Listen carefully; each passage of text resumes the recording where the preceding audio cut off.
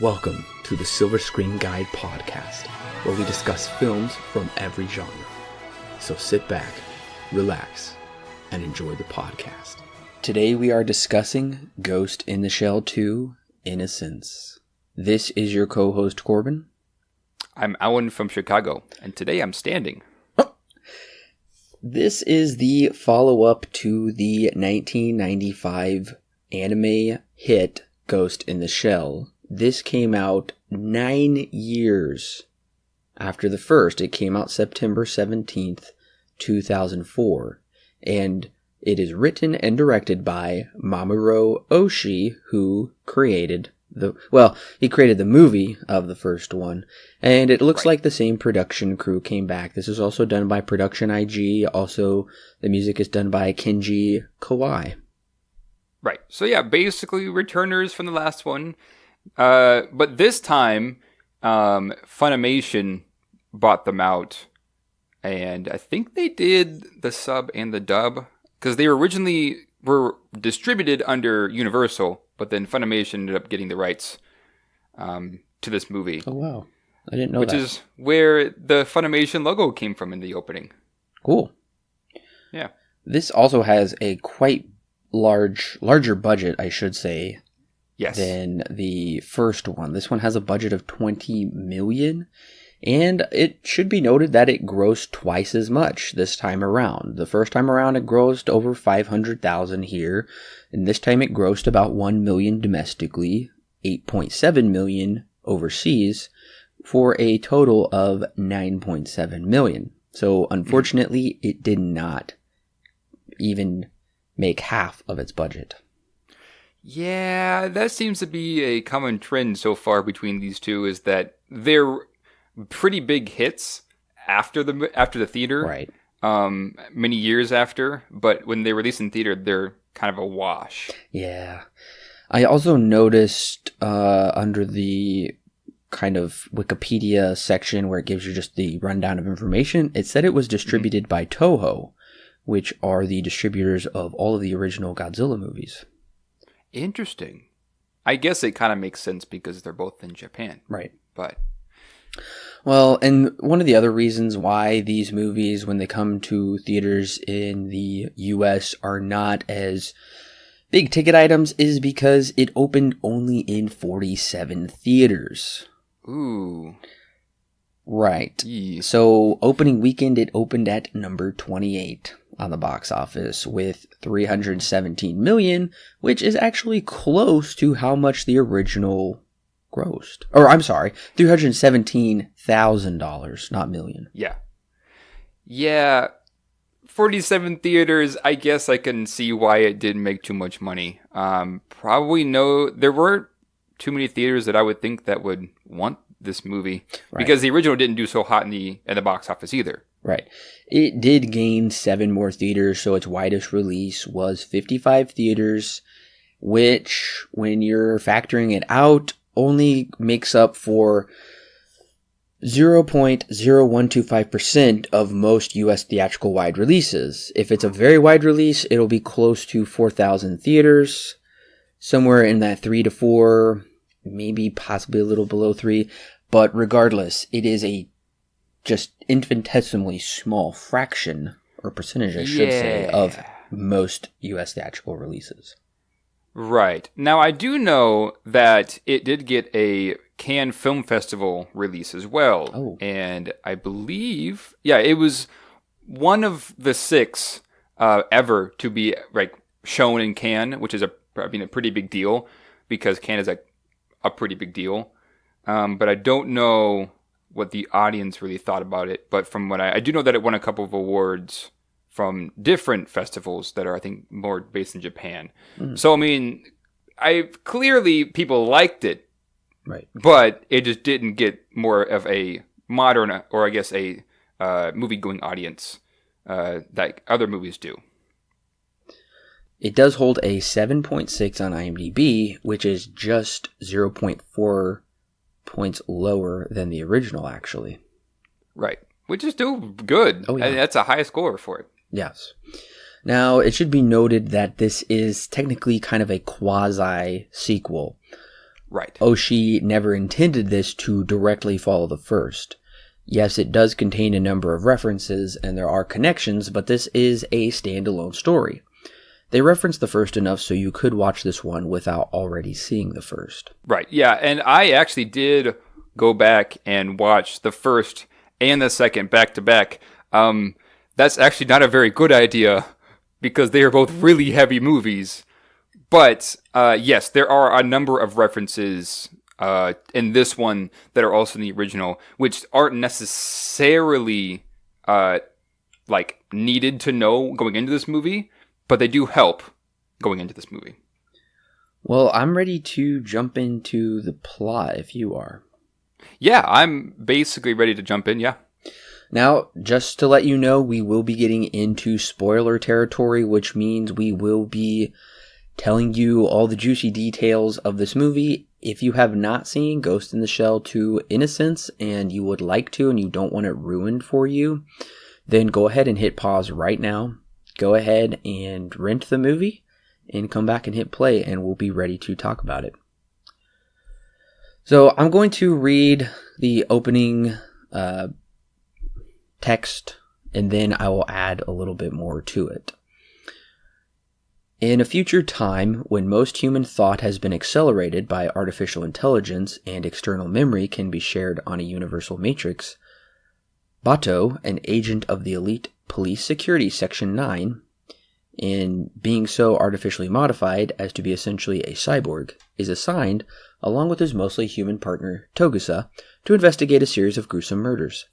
Time has passed since Bato's original partner, Major Motoko Kusanagi, who was cybernetically enhanced to such a degree that only her ghost remained human, disappeared into the net. Since then, Bato has wondered where her ghost might be and if the Major will ever return. So, the Locus Solus company has these gynoid robots, which are basically prostitute robots. They are malfunctioning and killing their owners. So Detective Bato encounters one that says, "Help us." He and partner Togusa, and finally with the help of the Major / Puppet Master hybrid, ultimately encounter the dark truth that the company is kidnapping children and putting their ghosts into the gynoids. They break into the James Bondian sea lair and stop the process and Locust Company. Yeah, that's basically the plot. It's a little bit more complex than the last one. There's a few more factors going into it because the last one was more or less the Major hunting down the Puppet Master and trying to figure out how did he do this, you know. This one's, more of Bateau trying to figure out what in the world is Locus Solus, what is their intention. That's kind of slowly revealed to us as the whole movie goes along, and then come to find out it ultimately amounts to... It's weird because it's essentially... human trafficking, but to an extent where it only deals with the mind. Right. But with little girls, it's kind of odd, but in my mind, very interesting because it asks the question, it kind of challenges that definition of human trafficking as well. Right. And I feel like that's really only brought up towards the very end.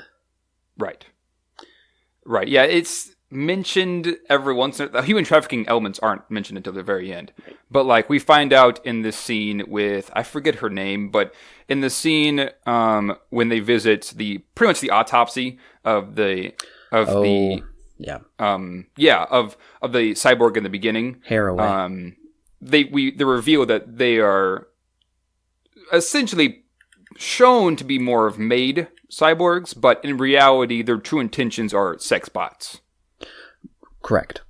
Now, the movie opens with some 3D CGI, which is very similar to what Oshii went back and did with Ghost in the Shell 2.0, where he replaced a few sequences with just this kind of more 3D CGI, not 2D animation. Ghost in the Shell 2.0 is very interesting. It's worth the watch after seeing the just regular theatrical version. But I do say that I like the incorporation of this 3D CGI. I don't think it is overused, and it's used in the right way to kind of, it just kind of gives a different flavor to anime that is not often seen, I think anyway. Yeah, no, I absolutely agree with you. Now, I'm going to go out here and go ahead and say this. I do prefer the original style over this one. That's just how I tend to like older styles of animation, because the cell animation in my mind just looks and moves in a better way than this one does. Yes. Because this one feels artificial. Yeah, but it does. It works for this movie because we are getting into themes of, or I guess a dichotomy of reality versus fantasy, and it sequences the, okay, in the scene where Bateau is essentially hacked when he goes into the convenience store, the background elements is all CGI, with only the characters being like traditional 2D animation, and the way that they did the CG in that scene makes it look very realistic. And when he picks up like the box of dog food, it's almost like they printed off. It's almost like an actual object that you would see in real life. They played with this contrast between reality and fantasy, which is where I think the CG really helps. But I personally prefer a more traditional style. Although I totally understand and think that if they had gone on like the more traditional way of the original, it would have taken away from the movie. Personally, I just prefer the original. But that is not to say that it is harming the movie in any way. In reality, it's helping it. And I would agree. I believe the animation from the first Ghost in the Shell is better than this animation. At first, I was thinking that they were on par, but then I noticed, unfortunately, some of these animations, especially when you get close up to these characters, it looks much, I don't know the right word to say. I don't want to say cheaper, but it is almost a little more TV quality. With the lines are so obvious and apparent on the characters' drawings, it almost takes you out, and it's like, oh, that is a drawn character, and it's not as immersive. So I was disappointed to see this. There is a drop in quality. I personally wouldn't say a drop in quality. Like I mentioned, I think if you changed this animation to something else, it would have taken away from it because of the overall message and the things that it's trying to portray. In some ways, this is very, well, not in some ways, but this is very new age animation, and because of that, they implement a lot of CGI, to an extent, like we kind of just talked about, maybe too much of an extent.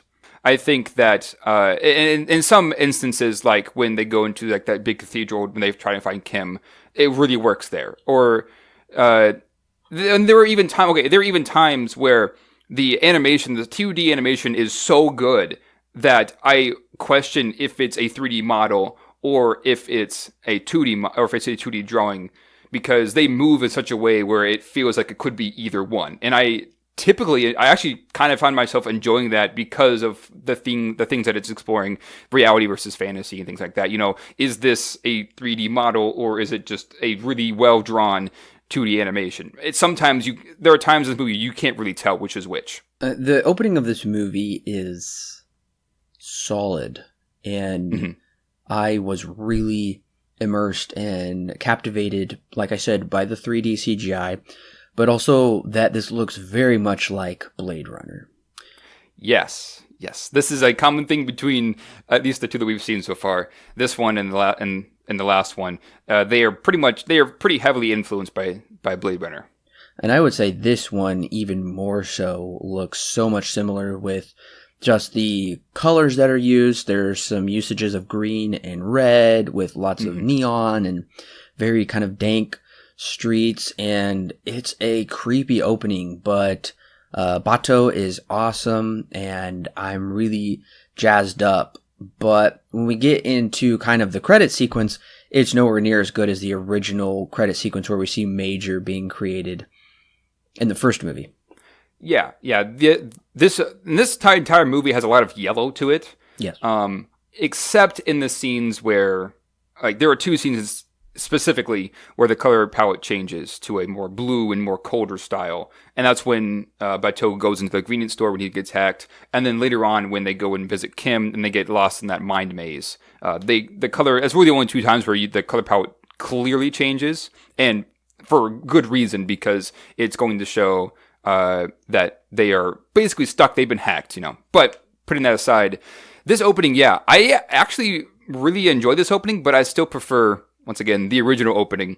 This one is very interesting because this is, I think, this is the first time in the movie where we kind of get like this sexual imagery. Because the first thing we see, besides words and besides the credits, is like essentially is this egg, and a bunch of sperm cells are flying toward it, and then it begins developing, and more cells are being developed, and then it turns into like this machine kind of a cell, and then it grows on from there. I thought that was very well done because it goes to show the reality of this world that, and they say in the opening, humans aren't fully human anymore. They have a bunch of cybernetic parts to them. And this one, and we'll find out a bit later when it comes to like the marionettes or the marionette looking, I guess, dolls. How they're created, and we get to see this in this opening. It's kind of like a puppet on a string until the very one of the last sequences that we see, which comes up later in the movie. This idea of a puppet being on a string, and then once the string is cut off of, I think it's like a festo, right? Is what they say. Once the string is cut, it kind of just falls over. And so I found this opening to be very, very interesting. A bit more complex than the original opening, and this subtle sexual theme, sexual imagery will come back later on in this movie. Yeah, it's probably deeper, but I would say visually it wasn't as pleasing, if that makes sense. I can definitely see that. Like I said, I still prefer the original opening, but I think this one does do a very good job at portraying its idea. Now, did you get subtitles that told you what the lyrics to this same creepy theme is, even we heard in the first one?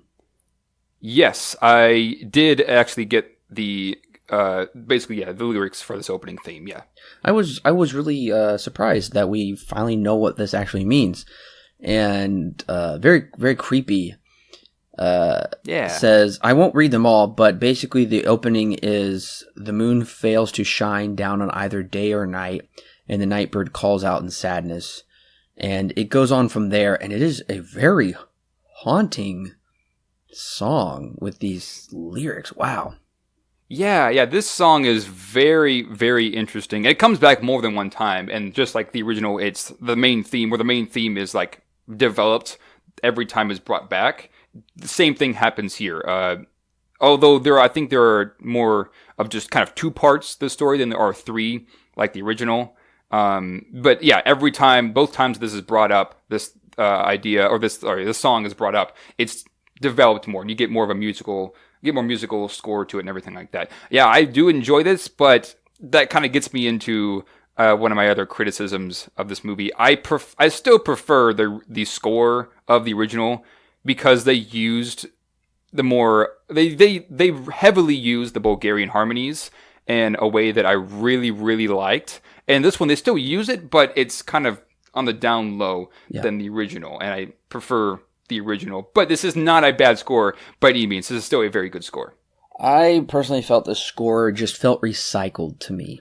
I felt like it really didn't bring anything we hadn't already heard in the first one. But when I did see it was Kawai coming back to score the movie, I was looking forward to it. But then I barely ever noticed the score except in one elongated sequence where they are talking with Kim in his place. We'll talk about that after a while. And then, of course, there's the main kind of theme, I guess you could say, that is also here again. But honestly, this score didn't do much to improve upon the last, I felt. I do agree. I mean, we kind of have this new opening theme, but it still kind of harkens back to the original opening theme, just in a more different, and it's more a somber way. Right. And which is not that big of a deal, but when it comes like the composition in the scenes, aside from the scene with Kim and that like part 2 when they reach the cathedral in that city, you don't notice it too much. And that is an unfortunate truth.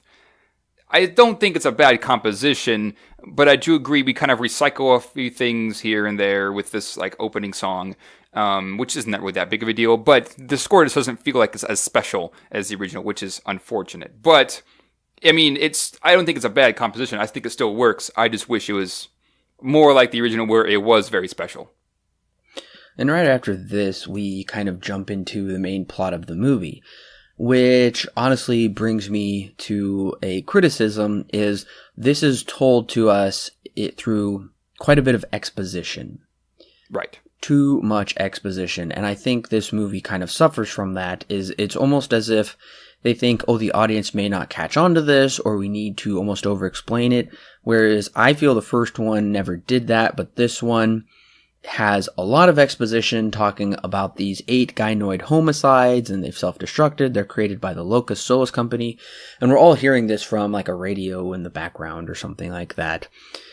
And then I get confused because it says there's a politician that was among those killed, so it's considered a terrorist act. Is that right? Yeah, they do mention that it's very possible that this is a terrorist act. Once again, we're dealing with politics, just like in the original. But yeah, I think you are correct. This is on the grounds of, is this a terrorist attack?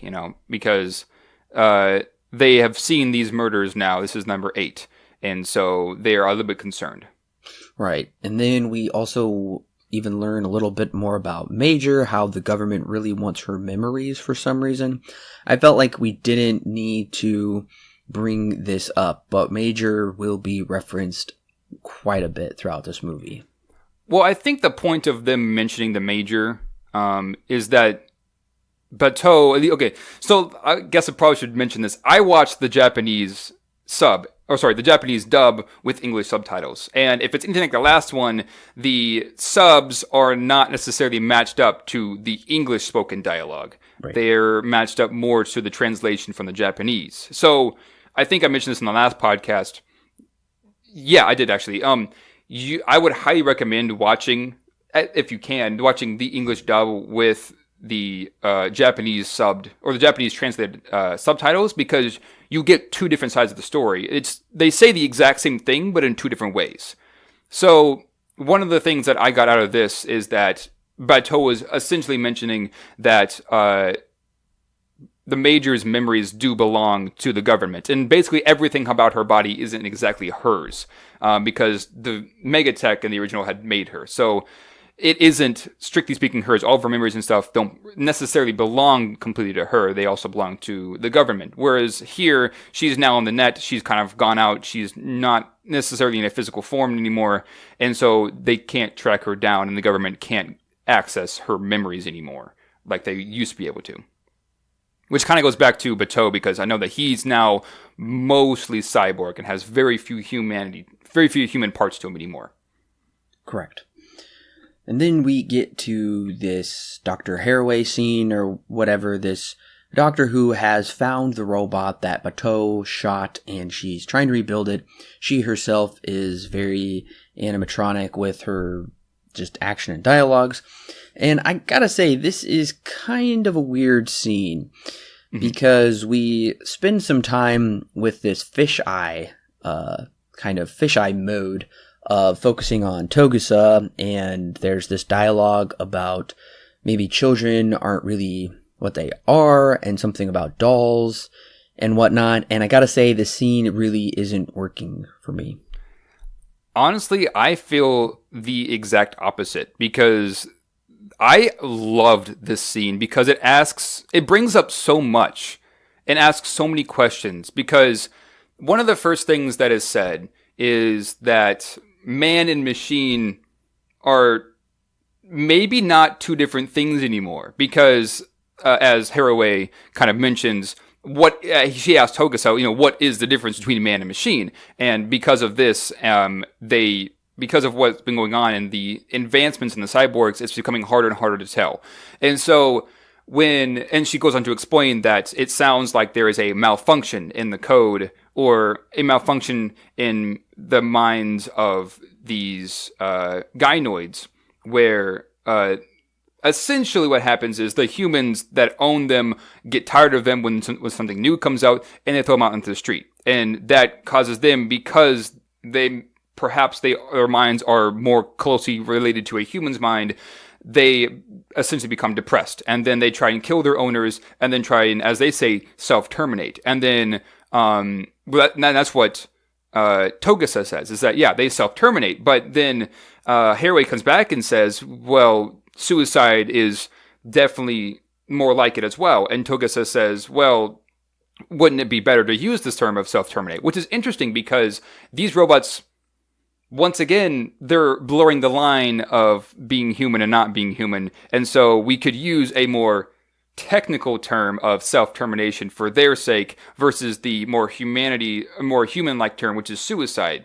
It's a very interesting dichotomy. And then we get into, like you were just mentioning, the daughter, or the children and the dolls, which also comes back much later and once again ties into this theme, or the title of the movie, which is Innocence, because they don't know the whole world that's around them. They're just kind of acting in it in the only way that they know how well they are learning. And so when it comes to dolls, they look very human. And Haraway kind of brings this up. It's kind of scary because they're something that a human is not, and we're scared that we are what the dolls are. We're just kind of meant to be messed around with, or that maybe even the cyborgs are like this. And this kind of goes back to, once again, the cyborgs. They are very much like dolls, where they're kind of just used just for for whatever humans want them to be used for, and then when they're done, they throw them out.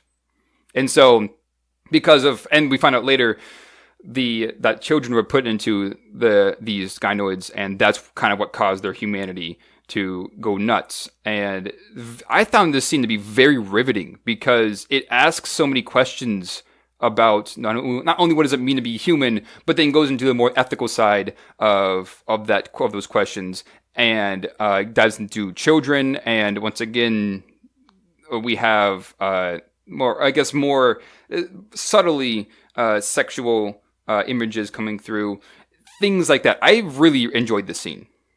And I think my problem with it is I'm not feeling this coming across as organic, where I feel like these questions were organically brought up in such a way where it didn't need to just spend so much time talking about it.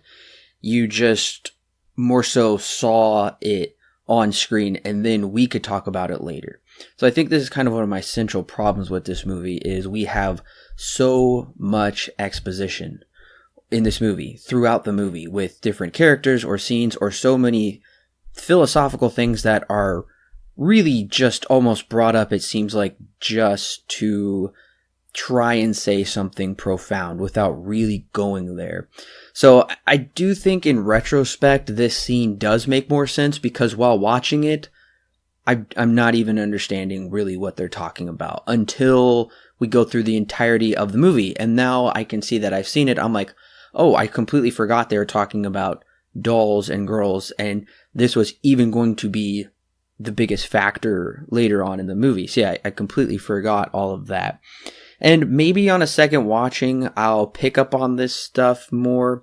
But to me, I just feel like I want it told in a more organic way, and not such just a let's just state all of it, if that makes sense. Yeah, and I can, maybe that even comes down to the way that the English dub and the Japanese, or the English dub and the English subs are different. I mean, I guess I can't exactly say, because I haven't seen either of them, because I didn't find this really to be inorganic. I definitely can see where it definitely could feel like that. Then, to be fair, the original also has this as well, where it kind of talks about a theme. Like, okay, take the boat example. When the Major's on the boat and she begins talking about what it means for her own perception and how humans perceive things, and she spells out to the audience that the way that she perceives the world around her is what makes her different from everybody else. She may look exactly the same as everybody else that is around her, but the way that she perceives her world makes her different. She spells that out to us, and right. Although it does work for that movie, and really even going back to Blade Runner, they do have scenes where they kind of just spell out things to the audience just because an idea is so complex that it's hard to put it into this box of a metaphor. I think that's kind of what's going on here, is that the English dub is maybe something, because I know that this is from the original, English dub says something that it says the same thing as the Japanese sub, but they're done in two different ways, and you get two different, maybe not two different sides of the same coin, but you get two different viewpoints of a central idea. So I think that's what's happening here, because it didn't, like I said, it didn't bother this scene. I really enjoyed this scene because of the way that it was set up and the way that, and the ideas that it brought up. Whereas with you, it sounds like you found it to be very on the nose, which right. I can only attest to. Maybe that just is the way that the English dialogue is spoken, or the way that it is executed, because you can have different execution just from a translation. Right, and I think that's a good point. That's very possible that the English dub, they just possibly elaborate too much. Right. And like I said, I can't state that for a fact because I have not seen the Japanese sub. I would be very interested, though, and maybe that would make me a little more optimistic about certain parts of this movie, because this is going to be, like I said, one of my problems continually throughout this is things are just over-explained, or right. It's just stated too much, whereas, yes, you're right, in the English dub for the first one, some of that stuff is just laid it all out there, but I do feel they do show more than they tell, whereas with this one, honestly, I feel like they're just telling more than they're showing, but yeah. We'll continue to get into that. Anyways, I gotta say, I like Ishikawa's character. I think he's a fun character. I would have liked to have seen him more. Also, we get the hound dog again. Yes. Now, I mentioned earlier that I went back and watched the original during my second viewing of this movie. But oh yeah, by the way, Corbin, I would totally recommend you watch this movie again, because it is once again very dense, and everything feels better on a second viewing in my mind. Putting that aside, though, yes, the dog does actually show up more than one time in the original. We kind of see the dog in, I think we talked about this in the last podcast. We do see the dog in like the part 2 transition after the boat scene. He's like up on like this banister, and right. A couple of small moments here and there, like with the picture of the trash man, and then I think he's also put on a poster that is an advertisement for the dog food, which we do see here. Yes. So yes, he's brought up in the original very, very subtly, and here he's now a main character. Yes, and I always found the incorporation of this kind of hound dog type dog, I don't know what it's called, I always found it to be very odd, but very unique to such a degree that it actually works. It shouldn't work, but the poster of this is so bizarre with this dog next to this dismembered, looks like a gynoid to me. Yes. I believe, yes, that is the gynoid that we see in the autopsy scene just before this. It's very strange, but it's very interesting, and the dog's name is Gabriel. Everything has a name in this, I noticed, thanks to the subtitles. So, interesting. I don't know if it adds too much to the message of the movie. I can actually say that it does. Oh, gosh. Okay, let me ask this. What do you think the meaning of the dog in this movie is? Well, if you know. Well, the one thing that I did notice is animals are not very present in both Ghost in the Shell movies. So really the only animals we see are this hound dog, which does feel very out of place in this industrialized world. And I also noticed they brought up a couple times that the dog isn't technically real. It's like artificial inseminationally created, or it's a part robot or something. I don't know. Right. So, yes. Basically, the dog represents something that is real, or I guess the dog represents that dichotomy of real and fake. More specifically, something that is real. Because taking it from the poster, you said we have the gynoid on just laying in pieces on the ground, whereas a dog is sitting next to it. Putting that in maybe a yin and yang kind of a scenario, the dog is something that is real versus the gynoid is something that is fake. But they both have elements to them that make it kind of the other way around. So taking it from that perspective, we never see a cyborg eat anything. Whereas in this one, Bateau buys that dog food and he puts it in the microwave, which is weird. But he buys his food for his dog. And I think this is the only character that we see ever actually eating anything, or any character, anything in this movie that consumes something that is not like a cigarette from the last scene. Mm-hmm. And so I kind of got the extent that this dog is actually real because once again we have the dog food and the ads for it. So in my mind, I think this is more or less going to show something that is real in a world that is mostly fake, or in a world that is mostly artificial. Yeah, that's a good way of looking at it. And my dub kind of led me to believe that reproducing, not just between animals, but also almost between humans, is something that is slowing down by quite a bit, and more things are just being mechanized. And that almost kind of leads me to believe, what if the human race just goes extinct, but there are these robots like Major that just live on, essentially? That is an interesting thought. Yeah, that is a very interesting thought, and that is something that's kind of subtly brought up here, is because, this world that this movie takes place in is mostly artificial, like we just mentioned. It's most everything that we see that, and then when it comes to something that looks very human, is mostly fake. And Togasa is the only character here that, the only main character that we ever get into that is mostly human. And he's brought into this case once again by the leader of Section 9 from the last one, because these two guys are from the last movie. We know that. They were on the same team, but now they're just kind of brought back for this new case. So Togasa is still retaining his humanity from the original, where he is mostly human, has very little cyborg parts to him, and now he has a family. And once again, there's that dichotomy of a little girl in the story, and this comes up in more than one time. And so, this kind of goes to ask the question, well, how much does humanity still exist in a world that is mostly fake? Or I guess artificial is just a better way of putting it.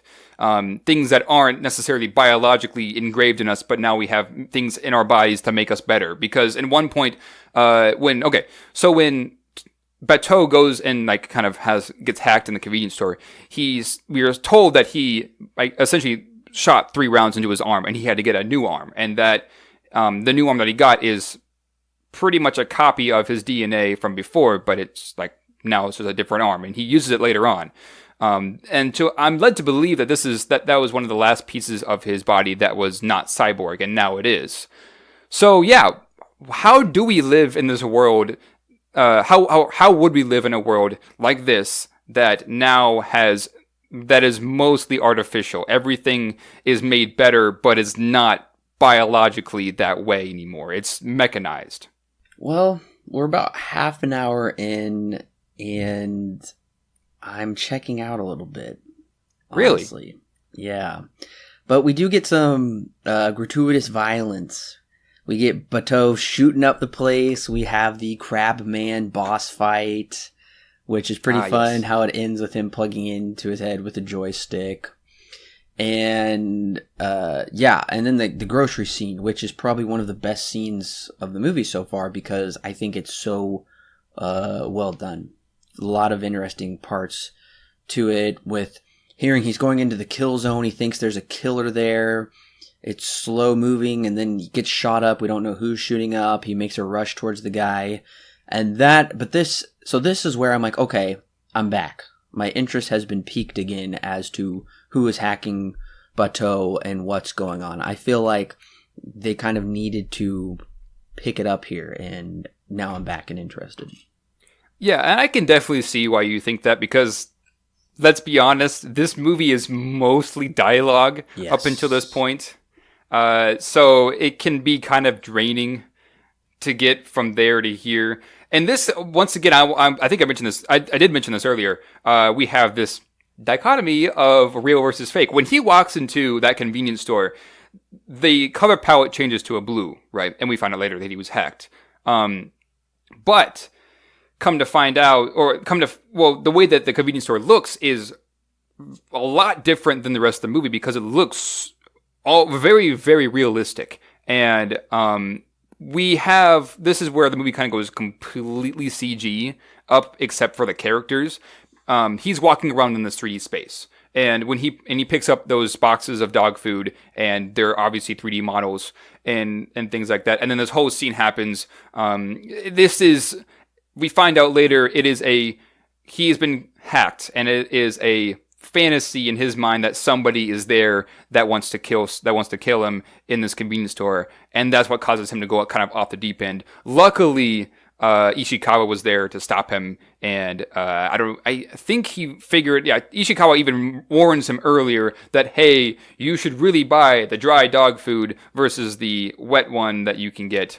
And come to find out, Ishikawa had figured out that the way that these different cyborgs were hacked is because their daily routine was always the same, made it easier for them to be hacked by, as we find out, Kim later on in the movie.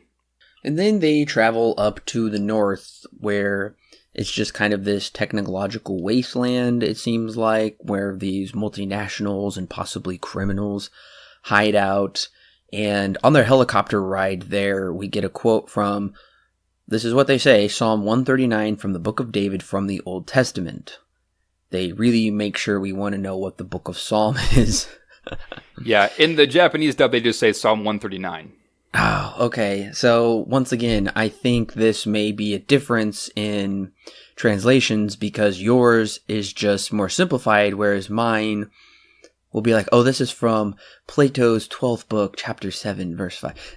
I'm being dramatic, but that's how it feels, and this is where I get annoyed, where I am just being spoon-fed some of these quotes. I don't have a problem they quote it, because they did do a bit of this in the first one, but what I have a problem with is when it's just like, oh, did you know that was written in the 18th century by David, and that is the book?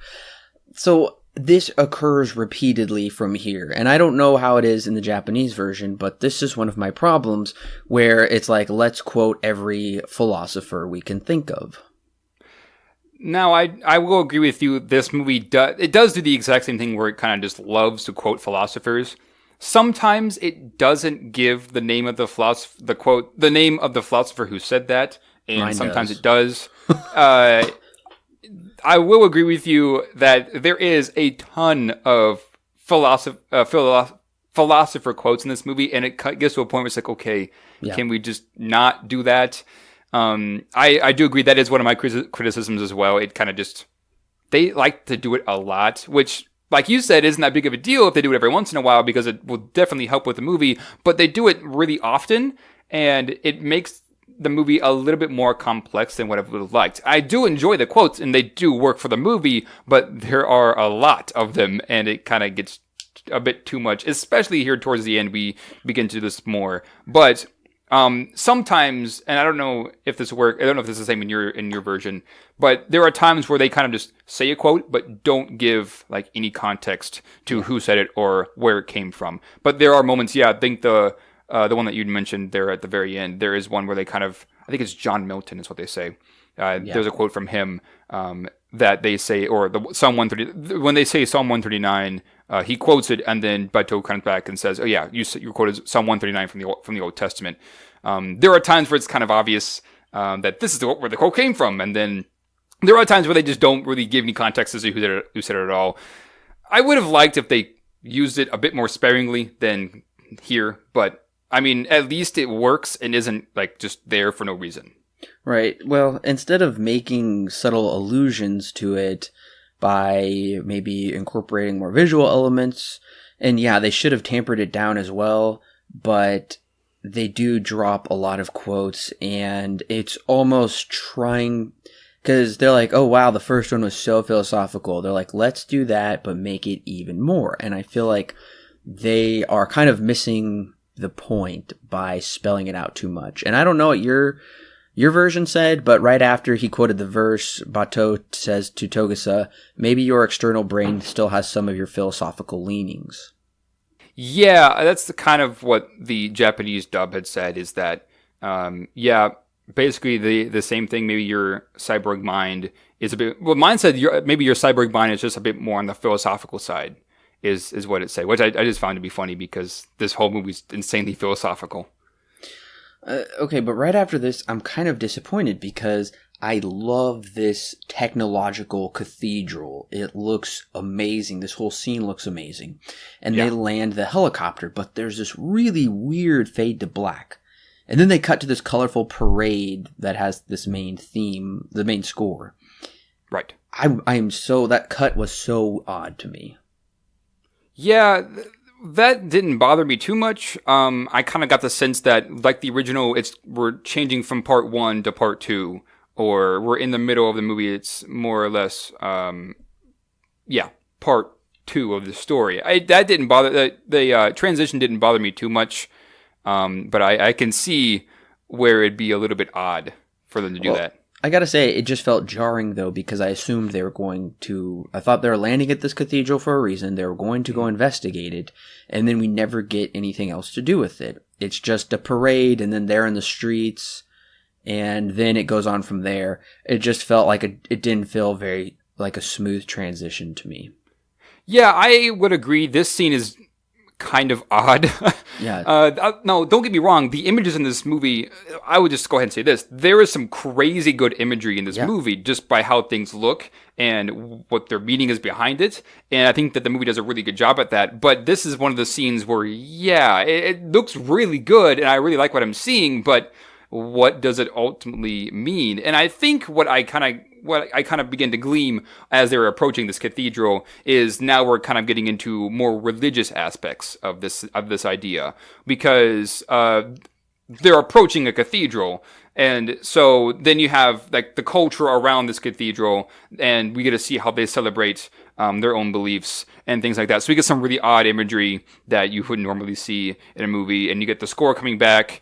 I've kind of been led to believe that we're more or less exploring a culture and how they operate in terms of practicing their beliefs and things like that in this world, because they're covered. And once again, we get to this line of a puppet on a parade float, which happens a little bit later, where we have like an elephant on a parade float, and then we have like these like mannequin heads that are kind of just floating around on the frame.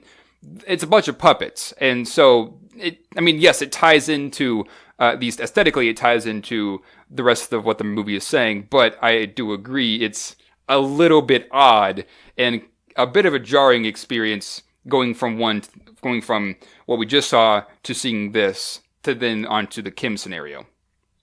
I did also forget to mention earlier, Bateau, one of the first philosophers he mentions is Descartes, and it's funny because I said the first movie had a lot of Descartes philosophy, so I feel vindicated about that now.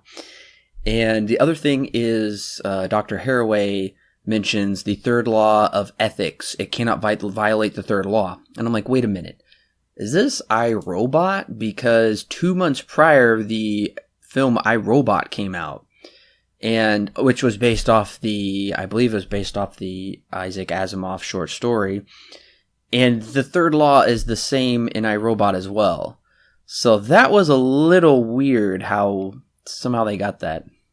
Yes, actually, there is a reason why it's called the third law. There is a code of ethics for, actually it's called, I think, the law of robotics.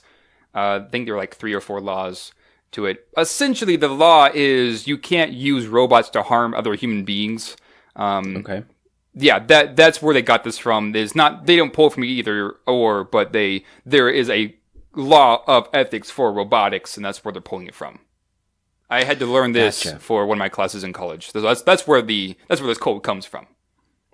Gotcha. Okay, that makes me feel better. They're not just ripping off iRobot. Yeah. I don't know if they could do that in 2 months.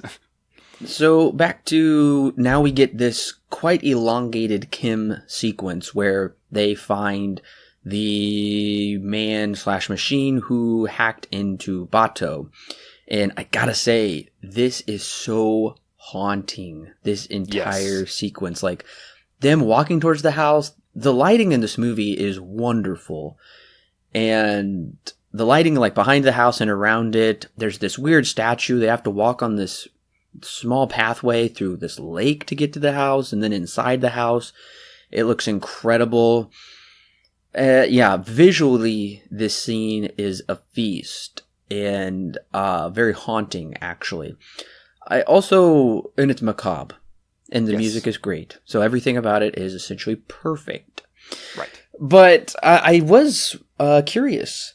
There is a girl and a hound, a dog down there, a basset hound. Doesn't that look like Major to you?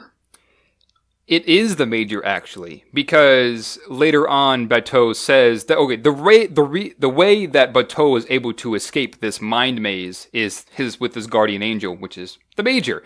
Oh. He sees her on the ground, and in front of her is two words, depending on what time he gets lost in the maze. The first time I think it says Ameth, which means life. And then when he comes back, the A and the E on the front are taken off, and it just says meth, which means death.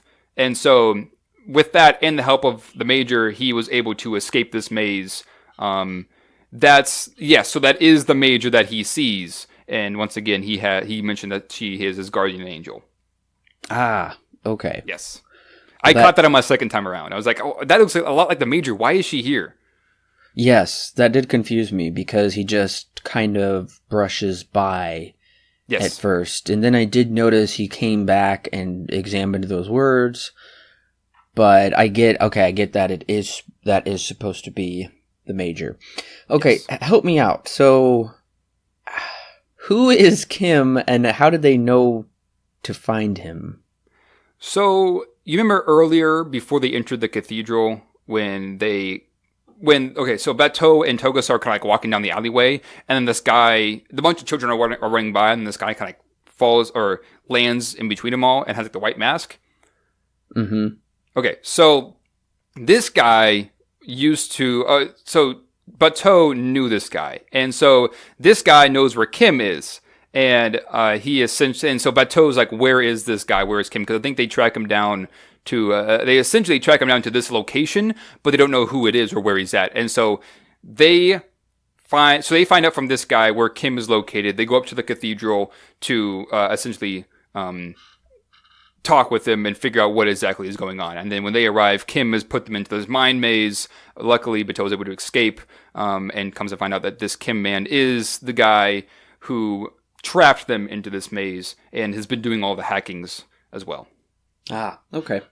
Yeah, it is. That one does kind of go by pretty quick. This is one thing I actually really like about the Japanese dub is that for me personally, I feel as if when I'm watching the movie and I have a dub and not the English the English dub, I feel like I am paying attention more because I'm more scared that I'm going to miss a line of dialogue if I so much as look away. And first viewing of this movie took me 3.5 hours to get through because it is very dense and dialogue kind of just flies by. And so there were scenes where I would like the scene with Haraway. That scene probably took me about 45 minutes to get through because the scene is just so dense. And I had to go back and watch it a few times just to get every line of dialogue that they were saying.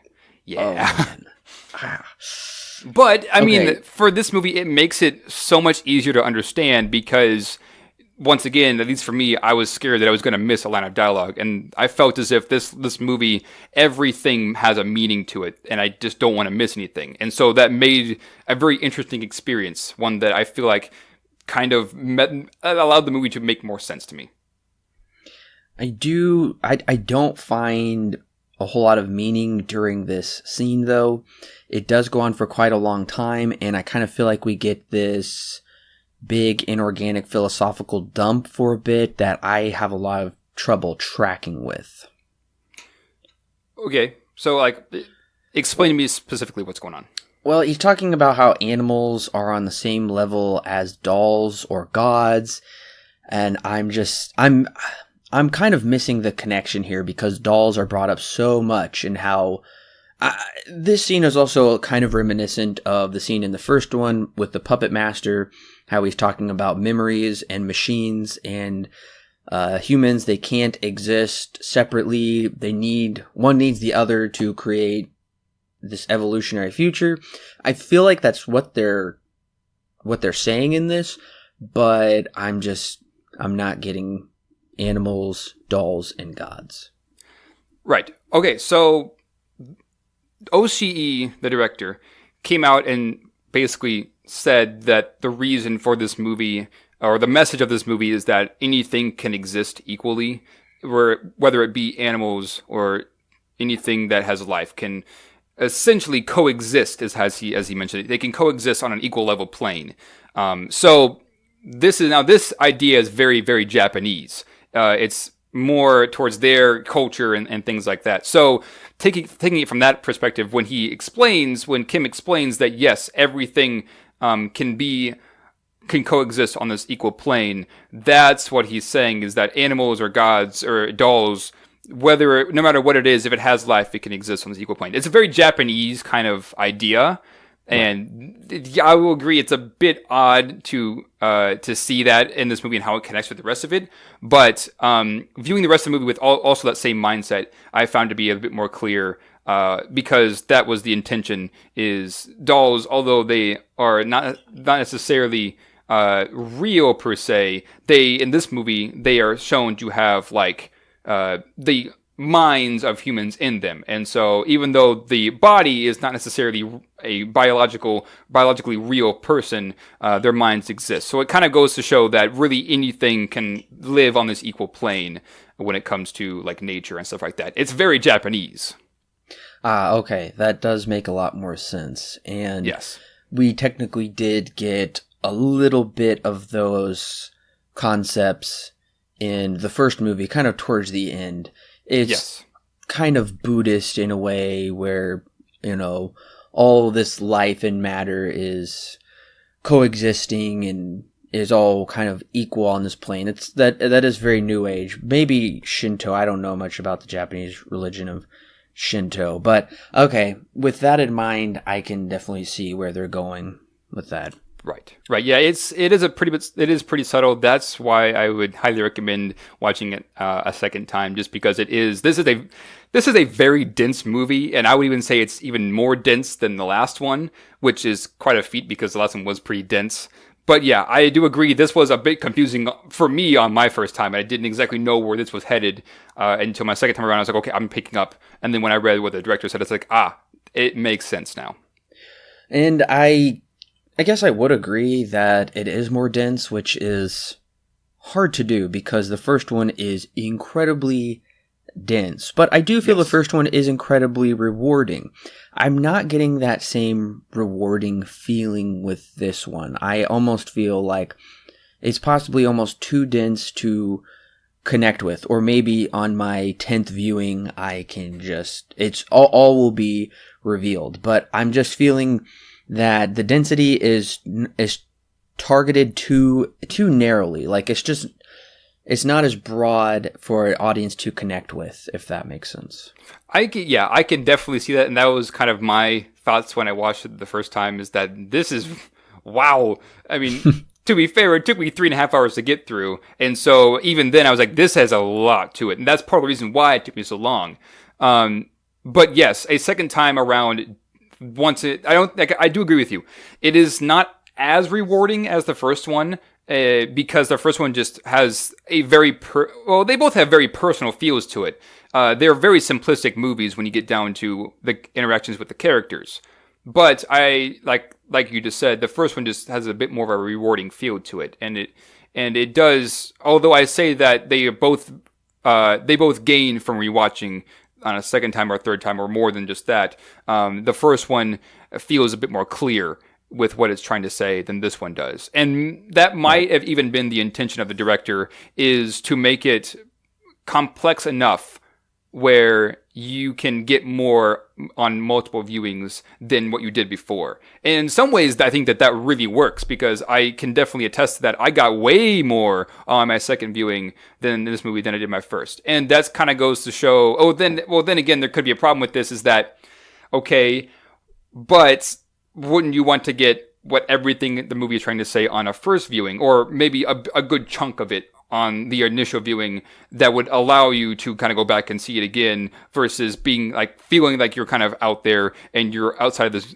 this inclusive group that the movie has created for itself, seemingly. Yes, and honestly, on my first viewing, I was feeling very left out of this movie, and honestly just confused as to what the whole point of the movie is. And I feel like we really don't get the point until the last 5 to 10 minutes. And then with that meta knowledge you're equipped with, you could go back a second time and then it would all feel more purposeful, if that makes sense. Oh, yeah, absolutely. Yeah. And I gotta say, I was a little disappointed with the very end of this scene, though, because Bato learns that it's all been a kind of a time loop in a way, and he learns that he would find no knowledge in this house. So to me, that feels like our time has just been wasted. Now, I know they use Kim for some hacking purposes that I don't even understand, but I do feel like this was just almost them wanting to just talk about philosophy for an elongated period of time. And listening to this music for 10 minutes did get annoying. I don't know how you felt about what the music did to you during this scene. Yeah, I can see that the music kind of got annoying after a while. I didn't necessarily feel that, and after, because it kind of does fade out when they reach Kim for the first time, and then is reintroduced once Togasa looks inside the house. But yeah, I can definitely see where you think that this movie kind of just loves to spout philosophy and doesn't really connect it to the rest of the story. But I would argue that this scene definitely does help, because it begins because once again we're questioning, robotics and AI and things like that, and how, as in the first one, a sea of information created a almost living life form with the puppet master. And the same thing is kind of true here, where we have a living thing being put into a shell of a body. And so it begins to ask the question of, well, can they exist on this equal plane as humans can? And once again, that we just talked about this, it's a very Japanese kind of a mindset. And so at first, when I first watched it, I would totally agree with you that this scene kind of doesn't really make too much sense. It kind of, like you said, just kind of likes to spout philosophy. But when I began to understand where exactly this scene was headed and what its intention was, I didn't necessarily feel that, because you have Kim, who can get into anything, and he himself has lost his own physical body and put himself into this marionette-like one, where he can now kind of travel around the net and hack and everything like that he wants to do. So he, in his own mind, he is very much on the same plane as everybody else, every other human, but he's just in a different spot. He's in a different, how do I put this? A different area, because he doesn't necessarily have a physical body beyond, well, he put himself inside this, like I said, marionette body where he can do his things from. But compared to the rest of the movie, where we definitely see that, tying this together with the young girls being put inside of the gynoids, it makes a bit more sense to me, because we're putting humans' minds into a robotic shell. Once again, Ghost in the Shell. So yes, I definitely will rewatch this very soon, because A, it is a visual feast, B, I do want to learn more and give it more of a chance. But also, I did spend $4 for the HD version on Amazon. So I did too! I've got a 7-day rental, I've got plenty of time, but I might even return to this 2 more times. I can attest to my own experience. Very good idea. I did want to make a comment on the voice acting for the English version. I believe it's the same actors, but I have no idea. The credits don't list it. I can't find these voice actors. Yeah. I was actually wondering if they had brought back the same voice actors as before, at least in the English dub. They sound the same to me. And I watch these movies very close together, so they're fresh in my mind. But I gotta say, some of this voice acting is wooden. After this Kim scene, there's a big talkie scene with Bato, and honestly, in the English version, it's kind of unbearable because he just talks on and with just little inflection in his voice, which makes it hard for me to get into. I understand he's this tough cyborg, but that's just my comment. That's my 2 cents for this English voice acting. Is it at times is disappointing with how stilted I feel it is. Yeah, that was, I don't know if I mentioned this in the last podcast, but especially after watching that again last night, the first one, the English voice acting, even in that one, is kind of wooden as well. But at least that one, in some sense, actually works because, like, take the Major, for example, her voice acting is kind of wooden, but at least in this is the English version. But because she is a cyborg, it kind of works for her character. And so I can't exactly attest to the English dub here because I haven't seen it, but I can say that the Japanese dub sounds better. But I will make the criticism that this movie is very serious with its dialogue, and so nothing really has too much emotion to it, which once again helps. Is a blessing and a curse. It helps and also takes away because in some ways it kind of makes the movie not as enjoyable. Because I feel like the original had a bit more emotion put into its voices, whereas this one kind of doesn't. But in other ways, it really helps because this movie that's just the style of this movie, and how they had these more overly emotional voices, it would have taken away from it. So personally, I did enjoy the Japanese dub for this one because it felt like there was more emotion, but I don't speak Japanese, so I can't exactly say for 100% that it is a good dub, but I would assume that it is. Okay, so now we kind of get to the big finale where Bato breaks into this giant aquatic ship, I guess. Honestly, this looks like it's straight out of a Roger Moore James Bond movie. I have been going through all of those movies. I'm getting very close to watching all of them. So that's just a little bit of a plug for what to look for, a James Bond guide to come. But seriously, this looks very similar to the one in, I think it might be in For Your Eyes Only. Kind of fell asleep at the end, but yeah. So anyways, he breaks in. I gotta also say, he looks like the action guy Jason Segel with his ponytail running in here. I don't know how. I've never seen a Jason Segel movie. I've just seen clips. Are you very familiar with that, Alan? I have heard of the name, but I haven't seen anything. It's kind of funny. You should look up a comparison. Sure. I am a little annoyed, though, that I have to read the subtitles of this robot talking scene about security. It's so pointless and just a waste of reading. There isn't too much to it. I guess they didn't dub over that in English for your version. Nope. There really isn't too much point to it, except to say that they are being hacked and that they are trying to retaliate. And that's basically it. There isn't too much to it. No, and there's like a couple of them, and they're quite lengthy, and it's like, okay, we get it. They're hacking in. Got it. And no, it's just they probably could have shaved that down, but I feel like that's that for me is more of a nitpick. Yeah, I guess so. It's just, I don't know. Anyways, so I'm assuming that Major is, because he's fighting off these, whatever they're called, gynoids.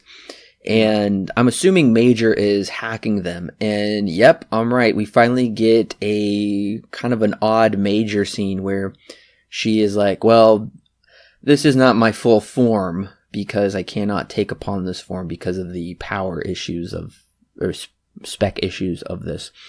So what did you think? We finally get Major. What are your thoughts? Bato and Major finally reunite. We've been building towards it. Right. And so this isn't out of left field because she is kind of brought up both in dialogue, and she we find out here at the end that she was here she was there a couple of times in the movie, like when Bateau is lost in this mind maze, and then when and then when he walks into the convenience store, that is actually the Major talking to him, saying you've entered the kill zone, warning him about what's to come. So she's been in this movie a couple of times, so it's not out of nowhere that she just kind of shows up. I was wondering if the Major would have actually been the villain of this movie, and I'm kind of glad they didn't go down that route. But yeah, I enjoy having the Major back. It also kind of we also kind of get a more yin and yang kind of visual with the Major and Bateau, because once again, when he comes across her and she takes over one of the marionettes, begins to help him out, he puts his jacket over her, like in the original. And even though for this kind of marionette, it isn't exactly as anatomically correct as the last one, it's very much a doll. It kind of just goes to show that Bateau still has that respect for her, even though he said plainly in the movie that he really doesn't care if she's dead or alive there at the beginning. And so, yeah, it's interesting to see how this video, because he is mostly white-skinned, but he's wearing like a black tank top or dark tank top and dark pants, and she's the opposite, where she's all white as a puppet, and then he puts his jacket on her, and so she has like this black jacket over here with a mostly white body. Kind of get this yin and yang kind of a visual. It's very interesting. I do gotta say that when he does put his coat on her, it doesn't connect with me like it did in the first movie. I don't feel like there's as much emotion there. It's just kind of this trope like, hey, you're here, I'm going to put my coat on you. Remember how I did that in the first one? They don't... Honestly, this Bateau from the first Bateau feels like a completely different character, because we didn't know him very well in the first movie. This is a much more in-depth, evolved character, and I don't know, it's kind of a little hard for me to connect with Major here. So this scene doesn't really work for me. It's not as emotional as I think they're hoping it will be, connecting with audiences. Right. I never really got the sense that they were trying to make it very emotional, at least with Bateau and the Major. But, I mean, bringing back that this thing of a guardian angel, she's always been looking out for him, and they have always been pretty good friends from the original. So, I mean, although I don't think they were necessarily going for a more emotional moment, they were just kind of going to show that even the Major whose mind is basically inside the net, she is still able to help Bateau out in a more physical form. Although it's not her own form, she's able to help him out, which kind of goes along with everything else in the movie. They, like, in a second we'll find out, having the girls' minds being put into these gynoids, and having them control and being used for things. Kind of the same with the Major. She does the same thing with one of these gynoids and takes one over to help out Bateau. And I think this scene is well framed, it's well shot, choreographed, the score works well, and so do the colors and lighting. So on those technical aspects, it's really well done. Yeah. And now we get to really the crux, honestly, of the movie, where we learn these kids are being like kidnapped, and their ghosts are being put into these gynoid bodies. Bateau says something strange that really loses me here when he says, "This is the dirty little secret that makes Locus Solus so popular." What? Okay. It's a dirty little secret, but it makes them popular. So apparently it's not a secret? Yeah, I never got that line in the Japanese dub. He says something a little bit different. I don't know exactly what he says, but I know that it isn't that line that he said. He doesn't ever come out and say that, yeah, this is what makes Locus Solus so popular. He says something different. Oh, okay. Yeah, once again, I wish they would make a little better choices with the translation, because this really loses me, because he's saying it as if somehow Section 9 didn't know this until now, but all of their clients knew that they were getting young girls trapped in prostitute robots. I don't know. I guess it's not a big deal, though, since it technically wasn't in the original version. But we do get this little girl from the holograph photo. And help me remember, yes. Is she from... Did he get that out of Kim's house? Out of one of his books? So you know that crime scene that they go to in the beginning where we kind of meet Kusanagi? Oh. No, sorry. Ishikawa for the first time, that's where he got the photo, is he pulled it out of the book. That's right. Okay. Yeah. So that is kind of confusing why he has that photo, because that girl was not in that body, I presume, because she is still coherent. She has not been moved up to level 5 or phase 5 or whatever they say. Right. So yeah, she was kidnapped, and they were also kind of looking for her as well. That's why he has the photo.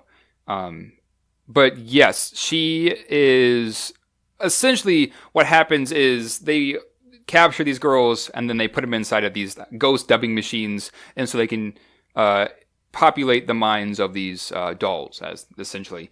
And so yeah, they control them, and then after so long of being inside these dolls and then being neglected, they eventually just go nuts, and that's why half the of the kids, or most of the kids, I think, if not all of them, except for this one girl, in this room are basically all dead, because their minds have just kind of become scrambled egg inside of this robot. Okay, I'm very confused once again when he starts yelling at this little girl, and he's asking the little girl if she ever cared about the dolls. Like, did you ever care about what the dolls thought? I don't get this at all. Yeah, this is kind of confusing. Still kind of a bit confusing for me. I do know that I don't know if he's screaming at the little girl necessarily as he is. Yeah, it sure looks like it. But I think he's more or less just mad that that this company, whoever's in charge of it, decided this was even a good idea. But this also kind of comes back. I mean, it really even could be the little girl. It also kind of comes back to this dialogue where they're talking about a little girl or a child playing with a doll, because you have this form, this thing that looks like a human, but is being controlled by a human, and we have kind of this odd visual of asking ourselves, what does it mean to be human? And so, with then taking account the title of the movie, Innocence, perhaps it's just the little girl was just messing around in this cyborg, didn't exactly know what she was doing. It's kind of hard to know. Even I'm a bit confused on this as well, but I feel like I think it does explain, but just in a more subtle way. I feel like what they're trying to say is, and what they've been saying is that, so computers were able to create their own soul, like with the Puppet Master, and become this true intelligence that is no longer artificial. It's actually real intelligence. So I almost feel like what they're saying is, it's like, what if these dolls, which are patterned after humans, also are trapped and they have souls and feelings, and we just use them like little puppets or something, or little playthings, and we discard them. We're not even caring about their feelings. I think that's possibly what they're trying to say, but honestly, I think that's stupid. So, well, that's kind of what they say. They have gotten advanced enough from what they see. They have gotten advanced enough where the cyborgs are more human-like in their thoughts, but we find out later that they are actually just little girls who have essentially taken over these gynoids, and that's why they've gone into this rage and killed their masters, and then tried to self-terminate or commit suicide, because they are sex bots after all. So that's kind of where I was getting it from, is that not necessarily that every robot or every cyborg is got like a mind of its own, but it's got a human mind inside of it. And because they are A, not in a human body, and B, had things happen to them, they kind of just go insane. I think that's what I was getting out of it. Not necessarily that there's AI in them. So what do you make of the last shot then, when Bateau gets this eerie feeling looking at this doll, and then the shot lingers on him for a while, and that's the end? I think, given the fact that he's essentially saved the little girl from becoming what happens to everybody else, and then seeing this doll at the end with Togusa's daughter, I think, well, once again, that title of Innocence kind of comes back here. I think that he's more or less okay with it now, because he realizes that, yes, everything can coexist together in this world, but there are things that are actually fake, and like this doll that she has isn't really going to cause much harm because there's no soul inside of it. There's no like ghost, essentially. I think that's what it's trying to get towards. It definitely leaves it up to the audience to really figure it out. Alan, what is your rating and recommendation for Ghost in the Shell 2 Innocence? So, if the last one wasn't dense, this one actually is, and there is a reason why it took me forever to get through it. There is a ton of stuff to this movie. Maybe a bit too much, which is good and bad because watching it once, I don't think you're going to get everything. And it being that as it may take away from your experience, which it sounds like what happened with you, Corbin. But unlike the original, I still had fun, even though I didn't completely understand it on my first viewing and even my second viewing. I still had fun watching it, and that's what kept bringing me back. And here, I still had fun watching, but on a different kind of way, because this one, it takes itself a bit more it takes itself down a path that is very serious, and which is the same as the first one, but it also likes to spout a lot of philosophical dialogue and has visuals that aren't as appealing to me as the original. So, that being said, it kind of brings it down just a little bit. But because I was able to see it again and watch it with the prior knowledge of what happened in my first viewing, it made for a much better experience, and one that I began to understand, okay, this is why they do this, and this is why they do that. The scene with the Kim scene is one of my favorite scenes in this entire movie because it is just so visually interesting, and it says a lot. And this movie is very Japanese, and I kind of want to go back and watch it again, just like the original, because there is just so much to explore. And that's why I love these movies, the two that we've seen so far, is that they are very dense, but that is for the better because they have so much to them that you can go through and you can look at it in a different way and see something different that you never saw before, which was the intention of OCE. So overall, I did really enjoy it, and I would totally recommend this because it is just so philosophical and asks so many questions about what does it mean for how do animals and humans exist on a similar plane? What does it mean for a little girl to, that theme of innocence, little girl and purity, things like that. Very, very interesting. I wouldn't consider exactly the art style to be I would say it's in ways better than the original, but in also ways it's taking away. I just personally prefer the original over this one, but I think that if you had changed it in any way, it would have taken away from it. So overall, I did really enjoy Ghost in the Shell, and since I still prefer the original over this one, 8 out of 10, high recommend for me. Well, we landed on different sides of the spectrum on this one. Ghost in the Shell 2 Innocence is personally for me a sad fall from its predecessor. Ghost in the Shell combined glorious animation with thrilling action and engaging drama to ponder deep questions about what it means to be human and the purposes each being serves. Ghost in the Shell 2, on the other hand, is an episodic style story that tries much too hard to be as deep as the original, while infusing with the story much more action and violence. Ultimately, I feel this movie begins, goes, and ends nowhere. I learned nothing nor feel satisfied. Rather, I feel as if I watched an elongated television episode. Yes, the animation is gorgeous sometimes, and sometimes it feels much cheaper than the original. Haunting scenes with a recycled score don't make up for this movie's lack of coherent storyline and misguided strivings. Overall, I'm giving Ghost in the Shell 2 Innocence 5 stars out of 10 with a mild not recommend. Oh, that's unfortunate.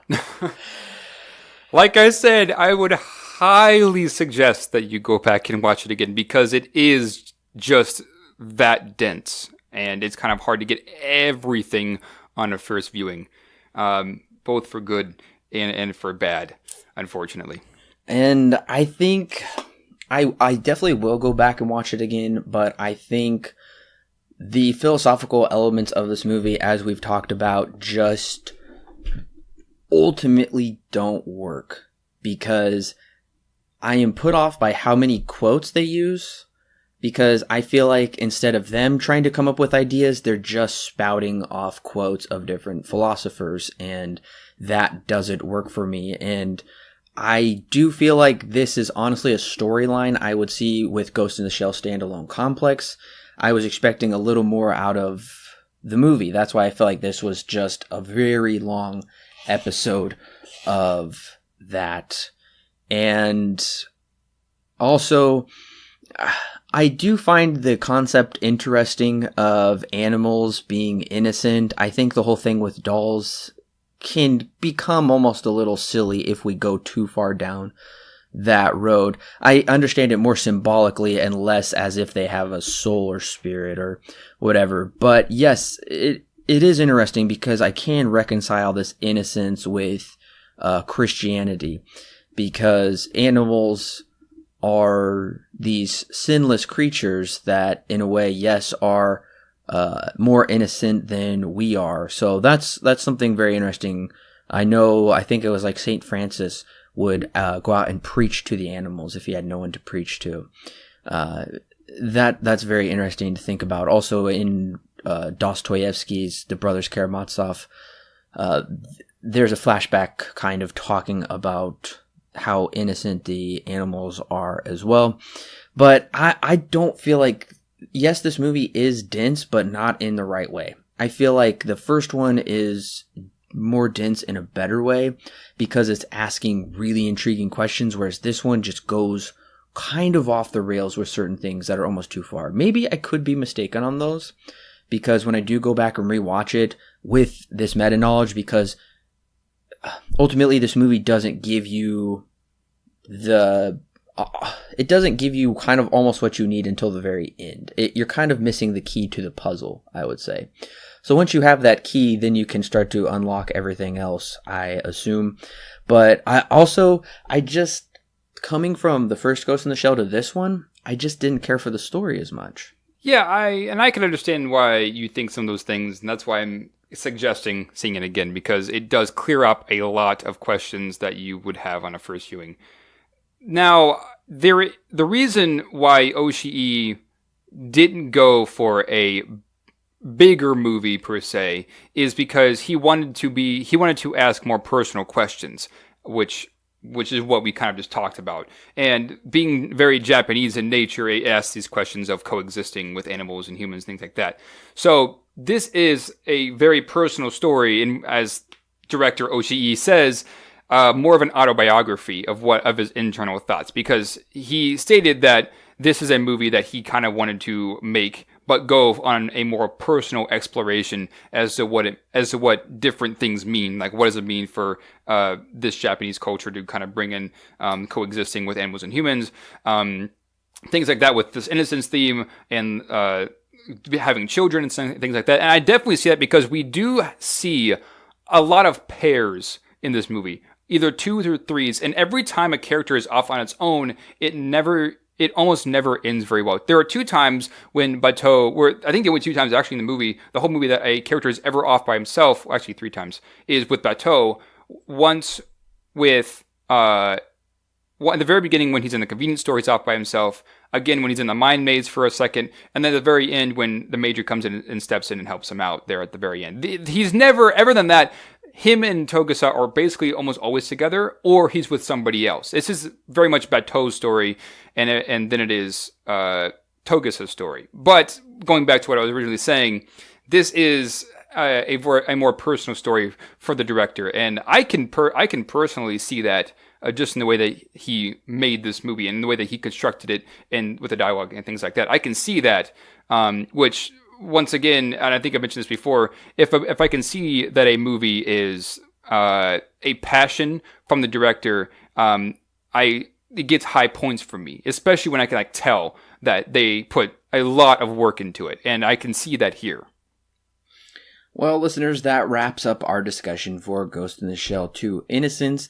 Let us know in the comments below what you thought of this movie. We want to engage in some dialogue with you and hear your thoughts. Is this better than the original Ghost in the Shell? Does it go to philosophical musings that go beyond the questions asked in the first? or is the first still reigning supreme? We really want to know your thoughts, so make sure to let us know. Make sure to like and share this podcast, and of course, don't forget to subscribe so you can continue to hear our Ghost in the Shell retrospective series. We also will be reviewing Jurassic World Fallen Kingdom, capping off our Jurassic Park retrospective series. We are also still going full steam ahead with our Halloween series, and we will be talking about the reboot Halloween H2O very soon. And I'm excited to see how that compares with the new reboot that kind of is the exact same story, but we'll see. We also have some very interesting retrospectives coming up, such as the Suspiria one, because the Amazon is producing the new movie. Alan, have you seen the trailer yet for the new movie? I have, and I'm very excited. I am extremely intrigued. I've never seen any of these movies. I will be the newcomer to this one. Alan has some foreknowledge already. He let me borrow his Blu-ray copies. I'm very excited about those. We also have some great reviews over on the YouTube channel where we have some spoiler-free, 5 to 8 minute reviews talking about brand new weekend of release movies. So go ahead and subscribe over there as well. Like and share that with your friends. And of course, we are on all of your favorite social media platforms, except for all of them except for 2. So yeah, we're on the most popular social media platforms pretty much. And we also have our Patreon system that we go ahead and go subscribe. It's very cheap. If you go to Starbucks, one time, then that's pretty much just how much this costs. If you can go get a $5 Taco Bell meal, it's as expensive as that, but you get so much more out of it. You don't just drink it and it's gone. You don't just eat it and it's gone. This content is yours forever. You're able to download it and enjoy it. So the Patreon link will be in the description below. There are many different tiers that offer content suited just for you. Go ahead and check those out. And we want to say thank you again for coming along with us on this discussion. And we will be coming back once again to continue Ghost in the Shell series. I'm intrigued to see what the next installment brings. But once again, listeners, thanks for listening, and we'll catch you next time.